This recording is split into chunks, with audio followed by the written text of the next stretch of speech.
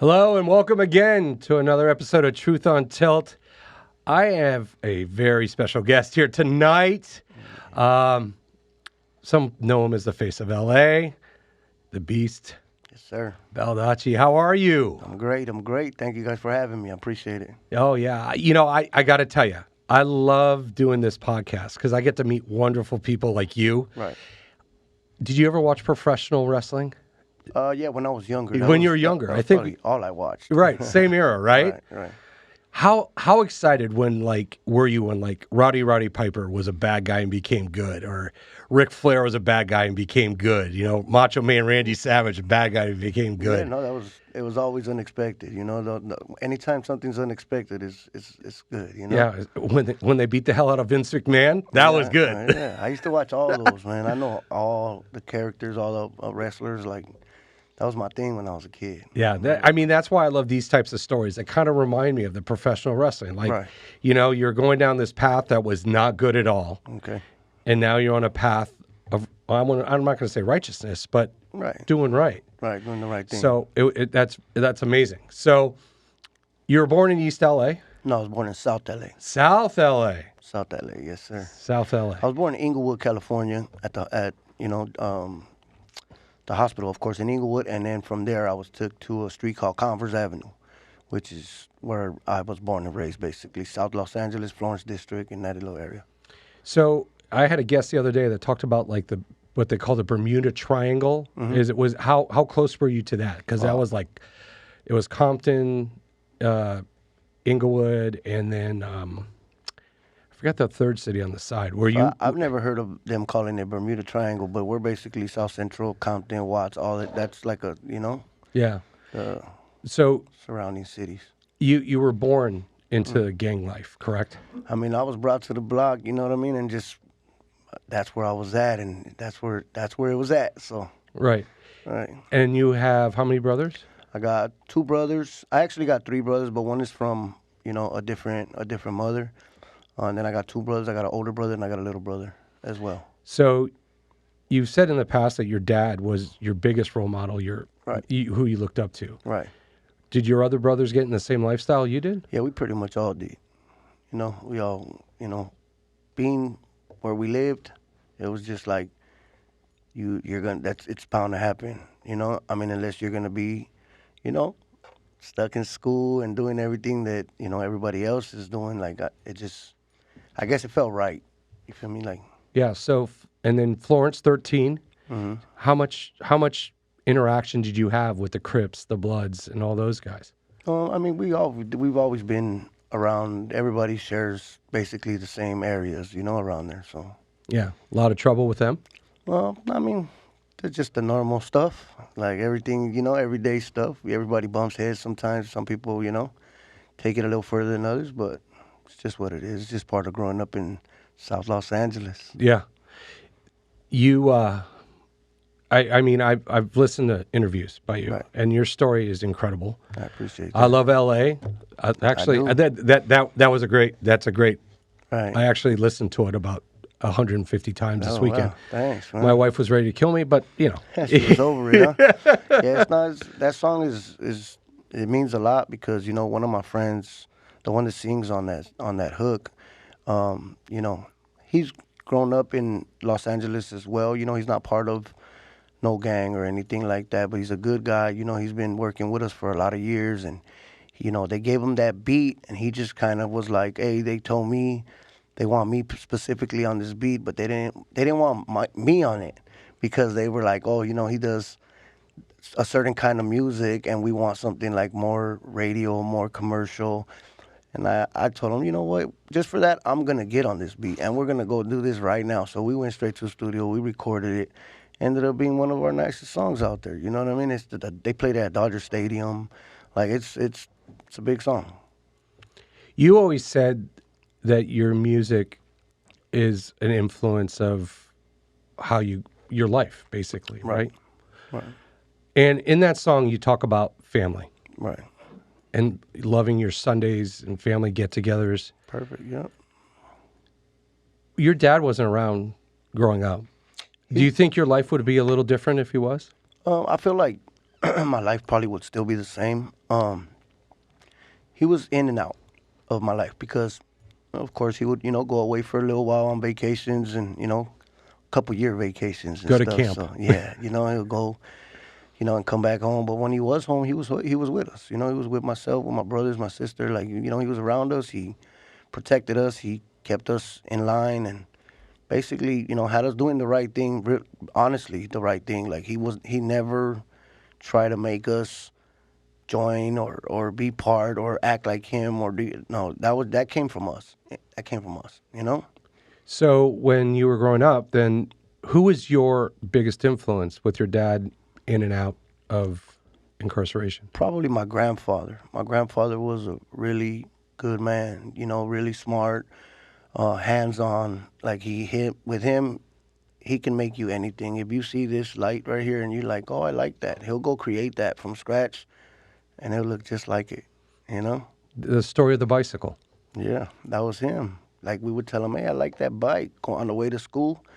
We get out of school, he'll pick us up and go home, and that bike, identical bike, would be there, And it's like, damn, how did you do this? And he'll drive around looking through alleys, find a frame, take it, sand it down, paint it, put rims on it, everything that you can imagine. He just would make that bike look exactly like the one you just mentioned.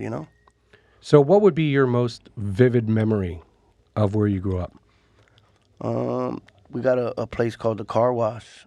It's a hamburger stand / car wash. They just barely tore it down not too long ago, but that's everybody's go-to right there. The food right there was amazing. It was a vibe there. Florence Car Wash. The Florence Car Wash. Right. And then were you in and out in school or?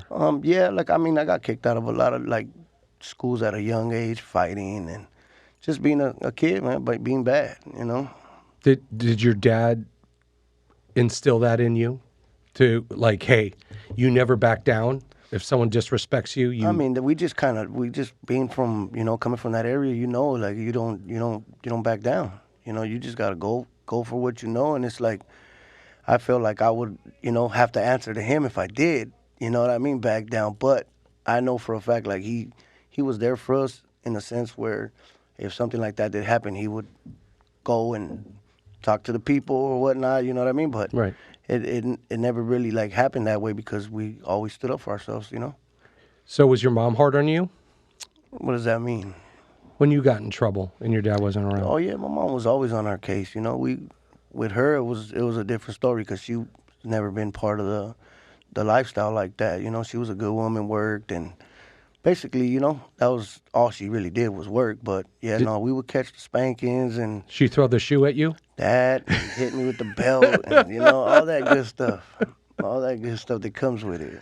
Yeah. Punishments and So Just growing part up of it. in and out of juvie, yeah. and then you were shot at the age of 18, correct? 18. Freshly 18, like a month after I turned 18, I got shot. And then I take it you got your GED while you were In prison. In prison. Yeah. So when you were shot at 18, 6 times? 5 times. 5 times. Yeah. Aorta, pancreas, Aorta spleen. torn, spleen gone, half a liver, half a pancreas. Both my lungs collapsed. Like I went through it. You did. Yeah. My family went through it. And then coma for 2 months? 2 months, a month and a half, like real coma, and then the other half of the month was sedated coma. People say when they go through things like that, Right. did you ever see yourself from the outside? Do you remember? Did they ever say you coded or they lost you and had to bring you Yeah, back? twice, 2 times. Do you remember ever some sort of out of body experience like that? Yeah, so I had these dreams, and I don't know if it was the medication that they had me on or what it was, but I had dreams. I had both sides of what I was taught as a kid, as far as like religion and hell and heaven type stuff. So I basically seen both, and then I remember my face looking like I was placed in that light, right in the light. So I do remember. You do things like remember that? Yeah. Did that scare you at all? I mean, at the moment, I probably was. I didn't know what was gonna, of course, come of it. And I feel like when I first woke up, and I was kind of walking on eggshells, kind of like not even really believing that I made it. After that, but after like a couple of weeks, it was like back on the bike. Let's go. Like it's back to moving around again. Like I think you had the fastest rehab story I've ever heard in my life. You they said it was a want, week. yeah, they wanted me to go to. See, I was in a wheelchair, and I went from the wheelchair and I was not in that wheelchair for longer than 2 weeks. I was out of that wheelchair. My friend's girl was helping me walk with like a sheet wrapped around me, trying to get me to take a couple steps, and it helped. After that, I was moving. I was on a walker for like 2 days, and after the walker, it was like, come on. Was there ever a time when you were in that wheelchair or laying in that hospital bed, you're like, shit, I need to change? Yeah, I think when I was in the hospital, laying there, like I had friends come in to visit me, a lot of different people, and I used to always bug one of my friends, like, hey, take me cruising in your car, because he had a really nice car. He came to see me, and he's like, hey, when you come out, like, I'm gonna take you cruising, and I told him, nah, I don't want to, because I feel like I don't know, I just felt different. Right. I felt like I needed to chill for a little bit. It was really a real big impact on my life. Yeah. Seeing my mom go through that was like the main thing. My sisters, my brother, everybody, my family. Just seeing my friends, like watching them suffer because of me was like, it took a toll on me. I, Took a real big toll on me. Well, the emotional roller coaster Right. you probably were going through in your head. Right. So the doctor that saved my life, his name is Dr. Asensio from General Hospital, USC. That's the same thing, right? So he was like a doctor that was like one of the top 50 doctors in the world. He just happened to be there. He was doing something, I don't know what it was, a seminar there, or he was doing something there where when they brought me in, they basically said, oh, he's done. He said, no, give him to me. And he brought me back. He told me, you owe me your diploma, and that's it for you. You're done with this lifestyle. I mean, I got him the diploma, Right. I did half of what I was supposed to. So, wheelchair rehab, about a week, which is Not even insane. rehab. It's crazy. They That's told me insane. I needed to go to Right. outpatient therapy. I didn't go to none of that. Did it on my own. So, your will to live, your will to survive, do you get that from, you think, how you were raised, from your situation, your city you were lived in, the gang? What drove you to do what you did? Honestly, that's a question that I can't really describe, but I will say that the doctor told my mom, your son lived because he wanted to. He said that's the reason that he's still here is because he fought. If someone was to look you in the eye and ask you, Right. what was your reason to live, what would you say? My family. That had to be like my main answer. It's my family. After rehab, how long till you got in trouble again? 6 months, maybe. So- I went to basically to jail 6 months later For, for a weapon. I mean, that's heavy because you said you had your love for your family, and your family was the one who was making you want to live. Right. And then 6 months later, boom, gone. Yeah, because I still gotta survive. Right. And after being dealing with that, I couldn't just be sitting around without anything with me. Like I had to make sure that I was gonna survive if something else happened. So I ended up getting caught up. And how long was that stint for? So I ended up going to the county jail. I took a joint suspension, a 6-year joint suspension, which means they're gonna put that 6 years over your head. If you get busted or arrested again for something else, which is like a felony, this is how I understood it. The attorney told me it had to be a felony. You'll get the 6 years plus what the felony holds. So it's kind of a trap, especially, it's not a trap if you're gonna go home and be an angel. Correct. If you're gonna go home and continue living the way you live, it's kind of a trap because they figure, oh, he's young, he's gonna go back out there and play with guns and do the same stuff again, which I did. And I came home, but they didn't arrest me for a felony. They arrested me for this tattoo that I have on my throat. And they gave me 6 years for the tattoo. What year was this? This was in 2000. 25 years ago. 25 years ago, yeah. Do you think it would be different now? Like as far, what do you mean? Like I mean, doing the if time? dangling that carrot over your head of 6 years and getting a tattoo and them using that against you? I mean, I think I'd be a little bit smarter now. I think I was young and kind of just really didn't care. I was just, infatuated with the lifestyle and everything that came with it. So I really didn't. It didn't matter. When me and one of my homies were in the holding tank, he told me, I'm going to go and tell the judge to give me my max sentence. And I said, okay, I'm going to do the same thing. So we did. And I came back with 6 years and he came back with like 18 months or something like that. He lucked out. Was he Latino as well? Yeah, Wow. 6 years. 6 years. How much of that did you serve? 5. 5. Yeah. When did you find your love of music? Oh, I've loved music since I was a kid, 13, 14 years old, like rapping at like parties and, little festivals that we would have. We would, me and a couple of my friends would go and mess around on the microphone, play beats that have certain parts where it leaves out any lyrics and just rap over that or instrumentals and stuff like that. And I would see the parties actually accepting the music because, sometimes if they're not feeling it, they're just going to be like, all right, come on, man, put something else on so we could dance. But no, they were dancing to our stuff, so I knew something was there. While you were in that 5-year prison sentence, did you start writing music then? Yeah, I wrote a lot of music. I wrote because we were constantly like going on lockdowns and stuff like that. So you're in your room a lot of the time. So yeah, I had plenty of time on my hands to, write music, work out, and keep in contact with my family, writing letters and, that sort of stuff. So you spent over half of your life in and out of incarceration. Correct. What's keeping you out now? My family. My family and, the people that I got around me is motivating and motivated and motivating both. They're I guess basically it's my circle now that we keep small and, we're all aiming at the same goal, success, and music is, keeping me out, of course, and just staying out of the way. When you mature and get older, you find out that's a little more important. It takes a long time. It does take a long time. It takes a real long time. Some people never learn.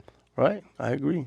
Right? You could I be agree. you're only young once, but you could be immature forever. That's my thing. True. That's very true. I agree to that. That's very true. So your group of friends now, completely different than your group of friends when you had in your 20s? Not necessarily. Not necessarily. Some of them are my close friends since we were kids, but they just decided too that we got something to look forward to and work at, and and I didn't like leave my homies. Right. You know what I mean? My homies are still there. They still love me. Still, it's all love and respect. But I'm just on a path of trying to make the right decisions and make some money and make something happen with myself instead of sitting around doing the other stuff that I was doing as a kid. Were there any instances in prison that made you think, I do not want to come back here again? I mean, of course, like the having a shower with, a little bit of time and, if you're rushing and 3 other guys got to jump in the shower, that's just what it is. Like that right there is very, like, not fun, So it's like that type of stuff is what you want to get away from. Them telling you what time you got to eat, what time you sleep, what time you shower, what time you use the restroom, that type of stuff. Like, that's the stuff that make you want to not go back. Well, made me not want to go back. I can't speak for everybody else but myself. That's what made me, And missing my family, of course, them being far away and, having to come visit me all the time and spend money on, the little bit of food that they allow you to get from the vending machines and stuff like that. That's the kind of stuff that made me not want to go back. How much music did you do while you were in prison? Did you rap at all in prison? Yeah, like here and there, like especially like on the yard with friends and stuff like that. But the writing, I had like a duffel bag with just notebook after notebook after notebook after notebook full of music. I still have it, and I have not recorded one song out of that notebook, out of that duffel bag.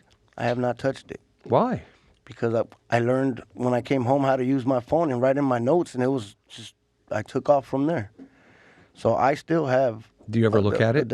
You know what? I have to look for it. I mean, I know I have it, but I have to look for it, and I have a lot of stuff in there. I got enough to just keep going with this music stuff and explode, but I would have to go look for it, of course. It's somewhere. Well, Tupac's releasing more albums now than he's dead Right. when he was That's alive. usually how it is, man. The saga continues. Saga continues for sure. Yeah. So, when did you get your first big break for music? Um, that's a good question. So, like, I feel like at first I was doing music, and just kind of like messing around, like in garages with my friends, but those CDs started getting out. Like, we print up a CD for us to listen to. And then you'll ask me, hey, let me get that CD. So I can make a copy for you. And then you make a copy for this person. That person makes a copy for them. Then they just started circulating. The music was getting around. Everybody was listening to it, and I felt like I seen something. I'm like, man, you know what? If it's like this, like, I can really do something with this music. So I went to federal prison. I went back to jail for a little while, and I went to federal prison, and I kind of like was around a lot of like people that dealt with music, and that were away for a lot of years and stuff like that. So I kind of soaked up game from each person and just kind of put it all together. Came home, started working on music again, and I feel like I started rubbing shoulders with like big artists and getting opportunities, especially when they hear the music. Then it's like, oh man, you rap like that? Damn, you're Mexican? They couldn't believe it. So I feel like when I came home from federal prison is when things started picking up for me. If you looked at that duffel bag and you read those lyrics, Hmm. is it a diary? Is it a warning? Is it your life No, story? it's pretty much my life story. It's everything that I pretty much lived and been through, and not in exact words, nothing that'll get anybody, in trouble, nothing that is gonna put anybody in no situations or positions, but just my life basically. It's talking about me. So, what do you say to the critics that say your music glorifies the gang culture? I mean, there's a lot of that people that they want to say that I glorify the gang culture because I mention it or because I this. No, I put the message out there of what I've been through. Now it's up to you to go and do that, live that same life. But I'm telling you what I went through while I lived this way. I got shot 5 times with an AK-47. I went to jail real young. I was gone most of my years. I missed my family. So if you want to go through that, then it's your choice to make it. I'm not going to tell you don't. I'm not going to tell you to do it. That's your choice. Everybody has a choice. Nobody forced me to do it. Why am I going to force somebody else to do it? I'm not going to go put it on nobody. At the end of the day, it's like you got choices to make, and, we got consequences for the choices that we make if they're not the right ones. So, out of all the words you've written in those pages and on your phone, what's the one lyric to you that hits home the most that you've written? That's a good one. That's a good question. Um, I think it's on I Love LA is when I said I wake up in the morning and I thank God. I pray for enemies and haters. That's the meaning of a gangstar. That's probably the one. That is a good one. Because, you're praying for your enemy. You're praying for the people that hate you. Who does that? Now, would you have been praying for your enemy when you were 18, 19, 20? Probably not. So that sounds like it's a lyric of you growing. Right. I look at it completely different now. I run into people out on the streets that if I knew you back then, we would not be looking at each other. You know what I mean? It would have been a lot different story, and now it's different. Depending on how that person reacts towards me is how I'm gonna react towards them. I'm not, we're not soft, we're not scared, we're not none of that. Like it still can go down. But my first thing is being respectful and humble and trying to get home at the end of the day. If you could rewrite your story at all, is there anything you would change? Um, Probably not. I think I would keep it just the way it is. Only thing I think I'd probably want to change is taking care of my health a little bit better. That's probably it. As far as your health post being shot, or Well, no, I in think general? everything started kind of coming after I got shot. I'm diabetic and stuff like that. So Well, that's because half your pancreas is gone. right, right. So I feel like that was kind of out of my reach. Other than the pounding of the sodas and the drinking all the all that kind of stuff. That added to it. So I probably would change that. Just your diet. Right. The lifestyle that you were accustomed to versus the lifestyle you're living now,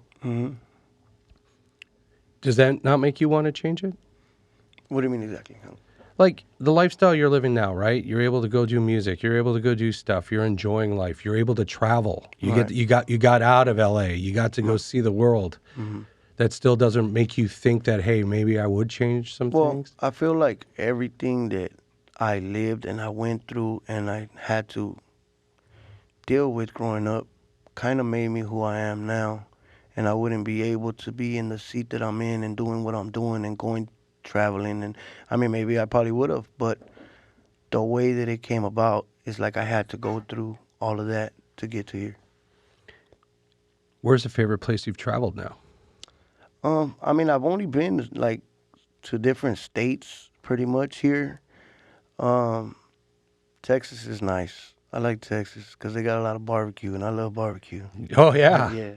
See, barbecue's good for you. Right. You know, if you're diabetic. Right. A lot of protein, a lot of fat, low sugar. Yeah, you know, so. Do you have a smoker at home? Do you make your own barbecue? No, I go buy it, you know. I get out and go get it. Oh, my friends do, though. My friends, they do their thing, you know. I got a couple friends that'll sit there and smoke ribs and smoke, different stuff, so. I never thought I'd get into it. But that was the biggest mistake I ever did was getting a smoker because man, now it's over, huh? Oh yeah, like I know this has nothing to do with our interview, but like last night I made the spaghetti sauce I made. Yeah. I made in the smoker. Oh, And I'm telling you what, until you have like a tomato sauce or even a salsa, like Right. you smoke all the ingredients Oh, wow. and then you put them in a blender and crush it up, Fire, huh? completely different That taste. sounds good, man. That's right. That's what's up. Wow, I should have you on just to have a barbecue talk. I love it. Sounds about right to me too, huh? Did you watch that Netflix reality show on the smoking competition? No, I never seen it. Don't, because you'll be dying the whole time. You're like, I want to try that, and I want to try that, I want to try that. That's right. I gotta try it, check it out. Yeah. So you're very proud of your tattoos, right? Right. They tell your life story. Correct. Which one? I know it's like trying to say choose your favorite child. Which one means the most? My daughter's name. Girl, dad. Yeah. That's my baby. They have an effect on you, don't they? Yeah, it's crazy. It's unbelievable. All right. I just melt with her, like she's a whole different. She gets the whole different side of me. So. Yeah. Well, and I'm a girl dad as well. I have 3 daughters, and I always tell people I don't know if I would have enjoyed having a son, but I think the relationship would have been a lot harder. Yeah, I have 2 sons as well, but my daughter is like the baby, so Well, I feel bad for the first boyfriend she brings home. Yeah, I do too. Yeah, it's fun though, because remember, you can embarrass them. Right. You can scare the crap out of the boyfriend. Right? Yeah, it's gonna be tough. I don't know what to even think about. I don't even want to think about it yet. I'm happy she's still a baby right now. I know, but don't worry, it gets there. Oh, I know. But she got, she got her dad and she got uncles and she got, people around her, so she'll be all right. Yeah, well, I could tell you a couple stories. I mean, like when I dropped my first 2 daughters off at college, give them a big old bear hug, told them I love them. I'm crying, obviously. But then I whisper in their ear, herpes is forever. That's right. Gotta let them know. You gotta let them know, right? Yep. Stay away. Yeah. How is your relationship with your children?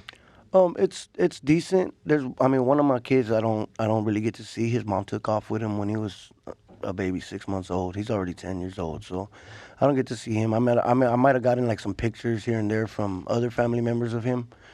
My oldest son, cool. Just he's into the video games and stuff right now, so it's like I'll call him and we'll talk for a little bit, 5 minutes, and he's like, "Hey, I'm gonna call you back. I'm gonna play my game." So I respect it. How old is he? He's 15. Okay. Yeah, and then my daughter's 8, the smallest. That's the baby. So I get to see her as much as I can. No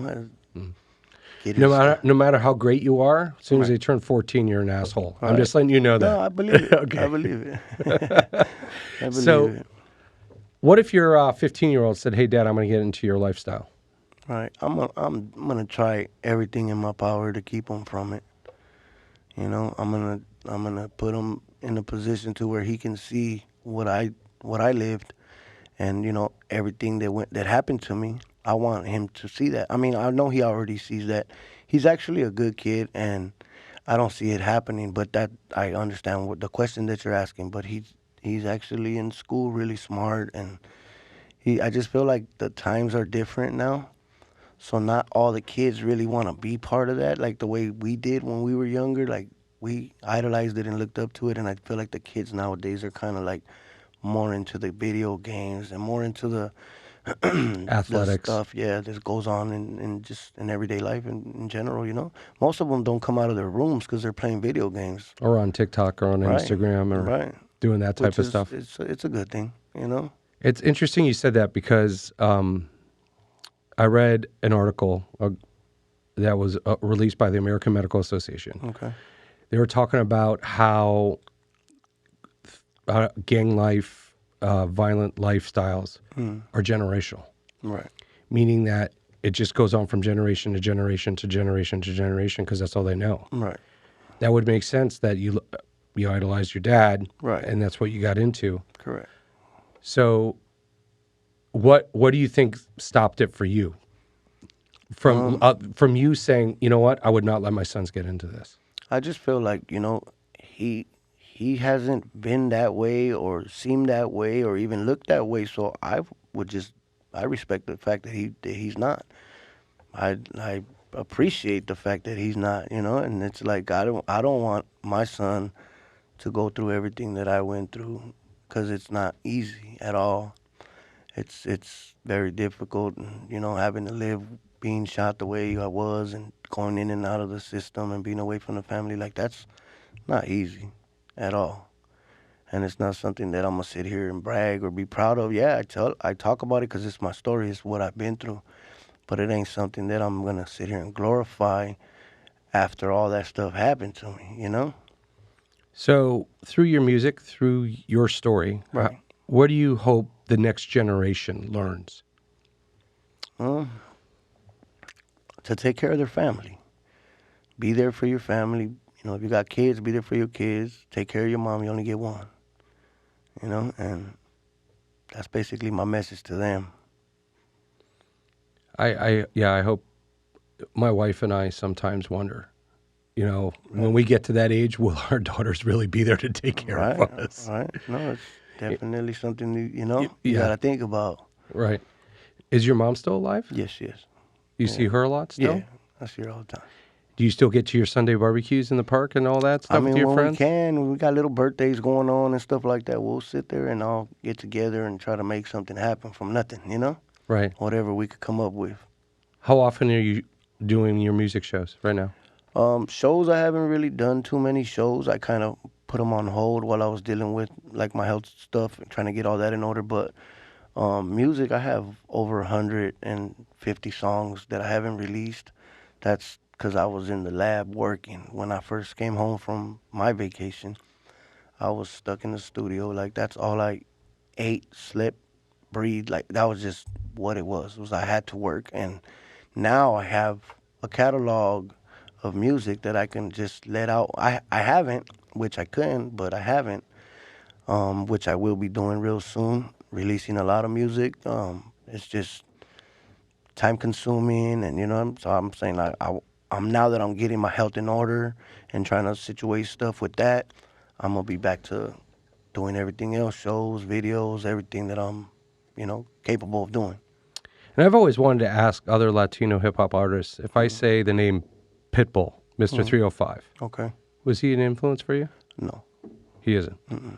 I mean, I respect the fact that he does what he does, and you know, I don't know him or know Right. really. I could not tell you one song of his other than what you just said. That's the only thing I've ever heard on the radio where he says that. But I don't know none of really his songs or nothing like that. So who do you look up to? Who influences your music? Music. I listen to like all the West Coast old school hip hop. Tupac, 50 Cent.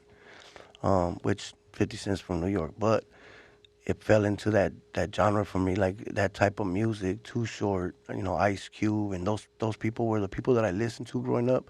I won't say like I like idolized them or anything like that. I just their music was what caught my ear, and I kept up with the music of that, like that tone, that like rhythm, and that type of music. Like that's why my music sits in that same like way of the way they put the music together. Like You if said that Too makes Short, sense. and immediately in my head was cuss words, just let them roll, All right? right, that's what he does. He's good at it. He's good at it. Now he's a pastor now, right? Is A he? minister? I don't even know. I never heard Yeah, that. yeah. Oh, that's crazy. That's what's up, man. You're like, listen to that good, album, good for right? him. Good for him, though. Yeah. You know what I mean? Like LL Cool J.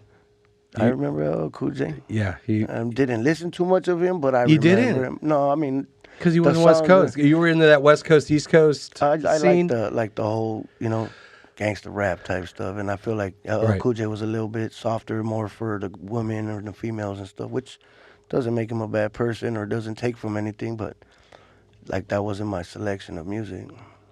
So you're a fan of all of Suge Knight's artists. Pretty much, I guess. Yeah, you could say that. You could say that. Yeah. How would you tell people, other than your music, how would you sit down and tell someone, this is how I grew from everything that's happened in my life? I feel like my social media, my Instagram does that for me. I mean, of course, I'm the one behind it posting. I'm the one that's kind of showing the world what I want to show them, what I want them to see. So I feel like my social media is like one of my outlets to let people see the growth and see where I started to where I'm at now, what I've got accomplished, what I do pretty much on a day-to-day basis. Do you think you could sit down and talk to a family who's lost a loved one from gang violence? Of course. Of course. Do you ever sit back and think, hey,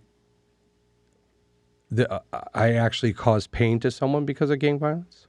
Yeah, that's always something that, but I feel like I've paid for that.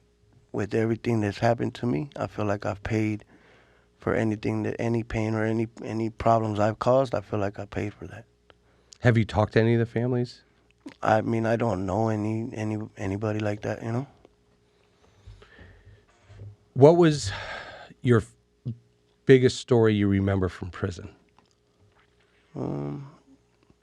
Biggest story like what? Like just Like your biggest, like what is the most, if someone sat you, like I'm going to sit you down right now and I'm going to say, what was the most shocking story about prison? I mean, prison is a shocking story on its own. You Right. know, it's just adapting to that lifestyle, adapting to, like I said, having to eat when they tell you, do those kind of things. That's like probably the most shocking thing to you because you're not used to that. You're used to being able to shower when you want. You're used to being able to eat when you want. Like somebody telling you what to do, another man telling you what to do is not fun at all. So I feel like that's probably the most shocking to me. Like having to be away, far, where you're restricted to everything that you do. You're helpless. If you had one question you could ask the universe and get a direct answer, what would it be? Wow. I don't know, to be honest with you. A question that I could ask the universe and get a direct answer. Well, we're going to find out who shot JFK here shortly because that's been released, so you can't throw that one out there. Maybe like the winning lotto numbers or something. Yeah, the winning Let's see lotto if they could give me the right answer. Right? Yeah. The winning lotto numbers. And you're a big believer in karma as well, if I'm not mistaken. Yeah, that's all, And it comes in different shapes and forms. Like I said, if I ever did something and got away with it, then I paid for it in another way. Maybe I went to jail for something I didn't do, but maybe I'm paying for something I did do. Maybe I did, that's how I look at it. Do you feel as if karma's still working against you?